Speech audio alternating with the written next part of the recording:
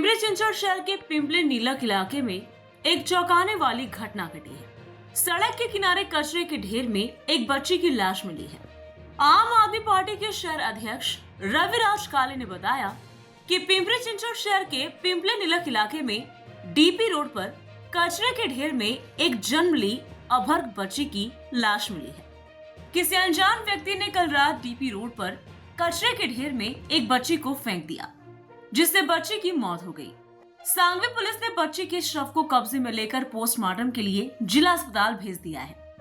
पिंपले नीलक एक smart city इलाका है और नगर निगम ने सुरक्षा कारणों से इस इलाके में हजारों सीसीटीवी कैमरे लगाए हैं। अगर नगर निगम द्वारा करोड़ रुपए की लागत से लगाए गए सीसीटीवी कैमरे चालू होते तो आज पिंपले नीलक इलाके में डीपी रोड पर कचरे के ढेर में किसी की बच्ची को फेंकने की हिम्मत नहीं होती। रविराज काले ने अफसोस जताया, पुलिस से जांच की मांग की, दोषी माता पिता को कड़ी सजा देने की भी बात कही। हा सगळा निंदनीय प्रकार आहे। अक्षरशः मुलीचं अर्भक कचऱ्यामध्ये टाकलं, खूप निंदनीय प्रकार आहे।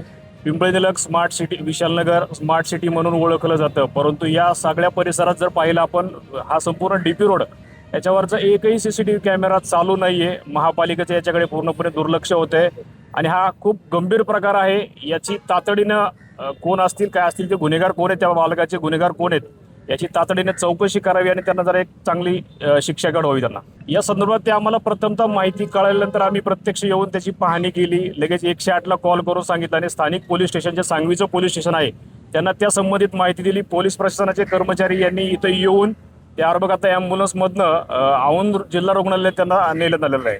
असं धाडस कुणीच केलं नसतं। ते कॅमेरे फक्त दिखाव्यासाठी कॅमेरे आहेत। त्याच्यातले पिंपरी चिंचवड शहरामध्ये 4000 जे कॅमेरे आहेत, त्याच्यातला एकही कॅमेरा चालू असेल का, मला खरंच एक नागरिक म्हणून प्रश्न पडतो।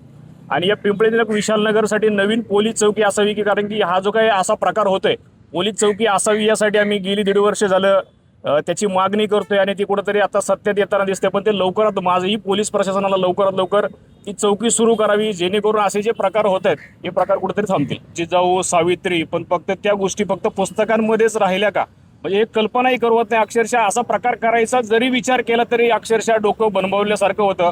परंतु काही या नालायक माणसांची अशी वृत्ती येते की एक लहान आपली मुलगी, आज आपण बेटी बचाव बेटी पढाओ म्हणतो, तर मुलीच जर असे शिल्लक राहिले नाही तर खरंच भविष्यामध्ये महाराष्ट्र राज्याचं आणि आपल्या शहराचं एक दुर्दैव असेल। Bureau report, V SRS news, Pimpri Chinchwad, Maharashtra.